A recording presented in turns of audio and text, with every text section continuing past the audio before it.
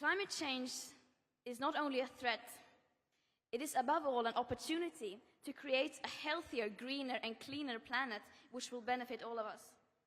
We must seize this opportunity. We can achieve a win-win in both ecological conservation and high-quality development. Fighting climate change calls for innovation, cooperation and willpower to make the changes that the world needs. We need to walk the talk. If we do this together, we can do this. When I say climate change, what do you think of? I think of jobs. Green jobs. Green jobs.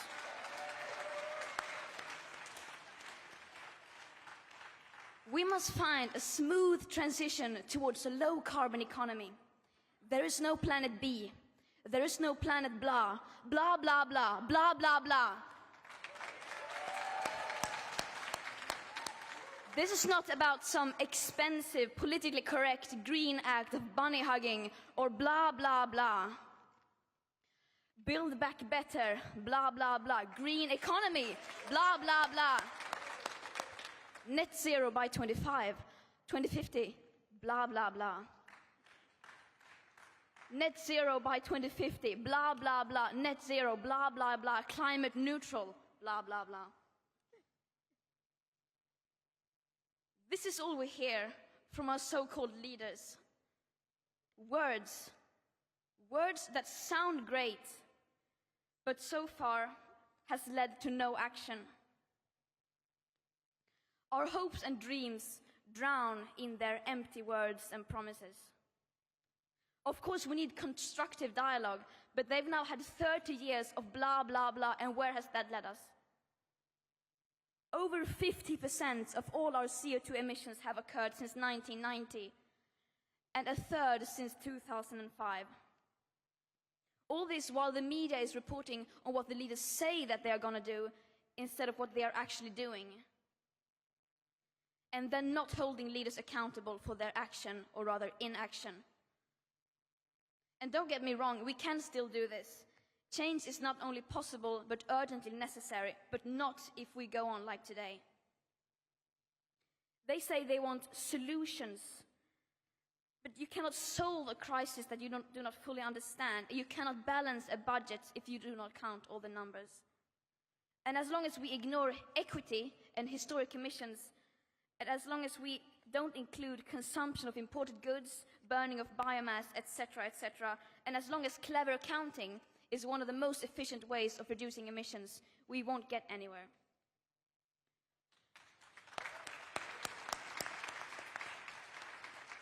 And the climate crisis is, of course, only a symptom of a much larger crisis.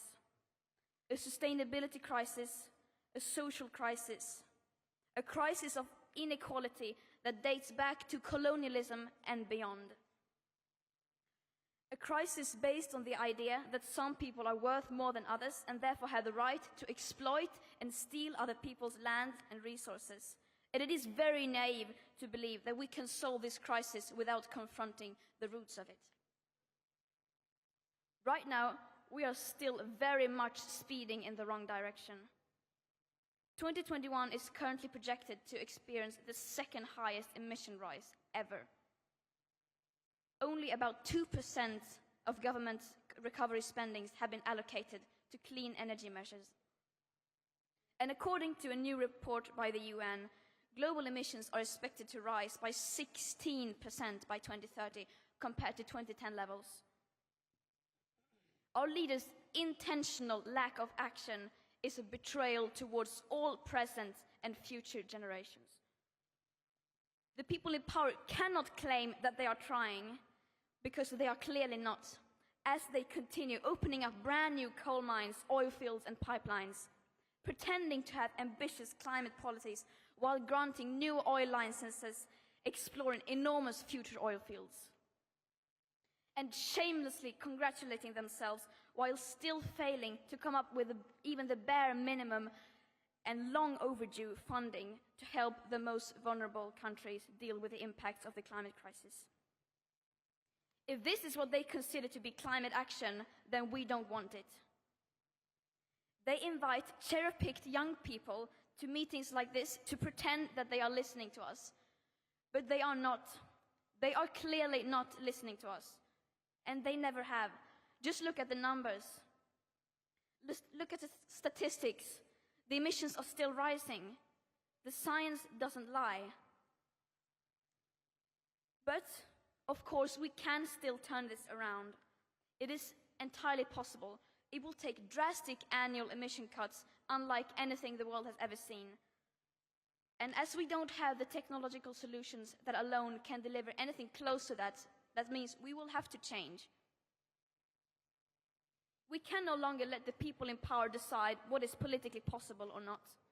We can no longer let the people in power decide what hope is.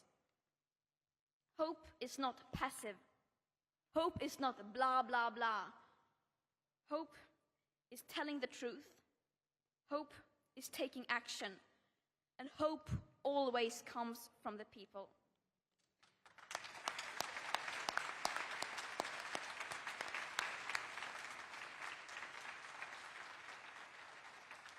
And we the people, we want a safe future. We want real climate action and we want climate justice. Did you hear me? What do we want?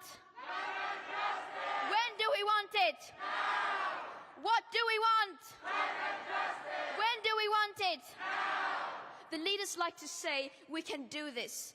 They obviously don't mean it, but we do. We can do this. I'm absolutely convinced that we can. But it starts with the people. It starts with facing the reality of the situation, as uncomfortable as it may be. It starts with taking action, and it starts now. Again, what do we want?